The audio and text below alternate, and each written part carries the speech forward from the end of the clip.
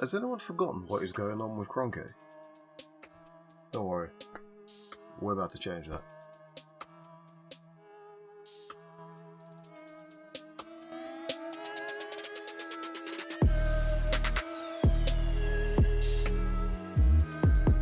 Hello everyone and welcome to 86 Armored. I'm kind of, in case anyone's wondering why I'm doing all this weird shit, my microphone is like down here, so I'm kind of like really straining to be within sight, so if it looks like I'm doing some weird ass shit, that is why. I was going over some stuff because I run a blog, 86armored.com. That is a plug, so please check it out. So I like to cover the club pretty deeply. Like, I like to look at the bigger picture and kind of behind the scenes stuff. You know, while everyone is up in uproar about the transfer window, it's like, yeah, but this is Kroenke. Like, this isn't going to change until we get these guys out. One, no one is providing pressure on transfers anyway, and everything has gone dead since the first protest, which is a joke. Two, like, if you're not going to go out and put pressure on the transfer dealings and all the rest of it, and you're just going to sit there and wait and see what happens, which I get, because I'm pretty balanced with this shit. My point is, it's not about Edu, it's not about Arteta. They can only do so much anyway. Even if we had like the Ronaldo of sporting directors, what are they supposed to do with no money? So the problem are these two clowns, or three clowns, whatever, these bloody Kroenke clowns here. And they, after the Super League, they kind of released all of this stuff. This one came out on the 15th of July, which was after the government pressure for the fan-led review, and I had some notes that I wrote down about that. About how they were supposed to be making changes, and you remember Abramovich and all these other owners made all of these concessions to fans, and there was a bit of uproar about it, but it kind of went quiet. And it was on Arsenal Fan TV released a video like a week ago with Tim Payton from the AST talking about what Kroenke has decided to do. So I kind of watched that and did a bit of digging myself. So I just want to talk about it because it's funny, man. So this is bringing fans closer, the new approach. So under the new approach, they've come out with this advisory board thing, and they're going to have like 2 meetings a year. And so they've chosen to have 7 people from different fan groups to talk about the issues at the club and kind of have a bit of an input. So this all sounds great, right? So the purpose of the advisory board is to provide a forum representatives, blah blah blah blah blah. Right, so this all sounds great, whatever. They've got all these dudes here. We go down here and they've got their little representatives, and they're going to appoint their own chairman for each meeting, as you'd expect. Straight off the bat, a problem is that there's no real like independent representative on the board at all. Like, this is just Kroenke, Tim Lewis, which is a Kroenke guy, Ven Kattersum, who is I don't know if he's a Kroenke guy or an Arsenal guy. Like, Ian Wright was speaking well of him, but he's not neutral. And then you've just got 2 more yes men, and I'm not saying that because I know them personally, but they just work for Arsenal, so they're there to look after Arsenal's case. Like, I could be wrong, but I assume that anyone who was not a yes man at Arsenal has just been slowly eliminated ever since like Kroenke bought the club, and even before then it was becoming a yes man mentality. Like, since we moved out of Highbury, it's been slowly getting fucked culturally, so like, it doesn't mean shit. And then you go down and it says, each representative gets voted in every 3 years. Within that 3 years, they have to be re-elected or a new person elected, or if they speak down, whatever. So they've got a cycle in there. And when you go down, it's like, so we've got meetings twice per season, any other times when they deem appropriate. So that's pretty much the club who's going to decide that, as it says right here.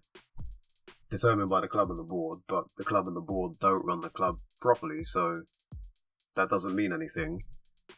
So they'll meet in person, TV or video conference, whatever. And a duly convened meeting of the board, quorum is presented.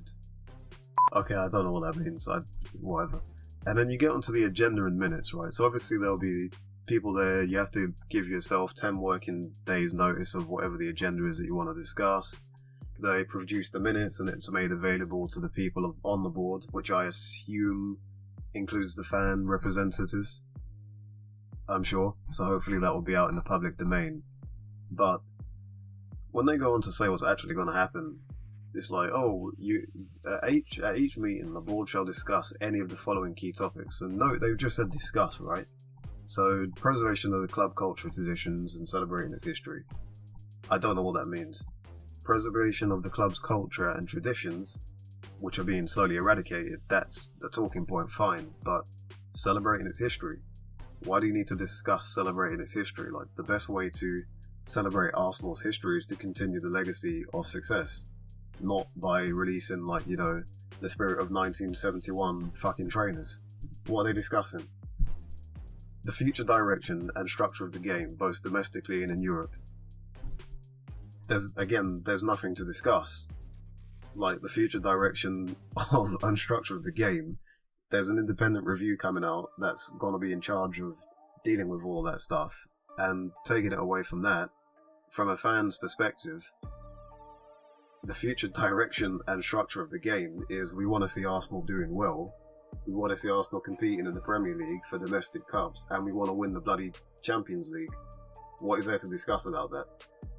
Like, you need to run the club properly to begin with to progress with those goals. I'm just not seeing what needs to be discussed, because if you're a serious sporting team, the ambition is to win things. You don't need to discuss with a bunch of fans on the representative board to hear them say, "Ooh, you know why we're not happy? Because we've been shit for the past 17 years. Like, this is ridiculous. The club's continuing efforts to make meaningful difference to those in need, particularly young people, through its community work in the UK and abroad. I don't know what to say to that. The club's work on diversity and inclusivity, in particular continuing the fight against online abuse, so that's a valid point and I respect them for that. But if I just check here, diversity and inclusion, right? This is always the usual thing, diversity and inclusion. So actually I think you'll find it up here. When you go on to this, where do they have it? The Arsenal board, right? So to give them credit, diversity, cool, you've got, oh, funny, the only diverse people they're going to should have their pictures up there. But you've got Edu, you got Vinay, cool. Old white man, rich middle-aged white man, old-ish white man. Where's the diversity? And look, just because I've said old white man, right, there's no young people on that board. There's no ethnic diversity in places that actually have a ruling power. This guy is an elitist, arrogant prick. Like, where are the working class people? Where are the poor white people that this club was founded by? And bearing in mind, this is me talking to someone who's mixed race, and my English and Welsh side of my family were miners and dock workers, and Arsenal was founded by munitions workers in Royal Arsenal. So, like, I'm not just talking about me as a black person or me as a mixed race person. Even like talking about white demographics, there is no representative of anyone on this board that has a playing background, that comes from different socio-economic classes. There's nothing. This is just, and on top of that, the only non-American there is this guy, and this guy is the same person that did this. I'm pretty sure it was Lord Peckham. Lord Harris, what the hell his name is. Right, yeah, there he is. Danny Austin! Rabbit! Meeting adjourned, off you go.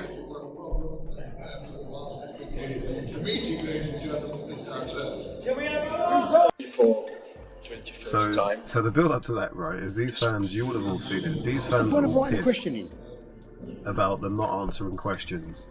And like all of our embarrassing defeats.